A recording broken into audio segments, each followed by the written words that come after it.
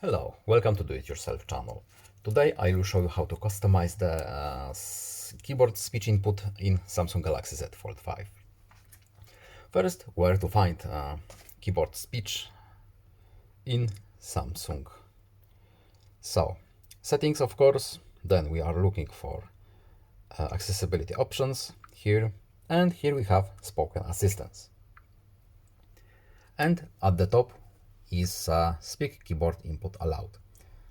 So when we turn it on, we can change a few things. For example, we can choose for our phone to speak only characters, whole words, characters or words, and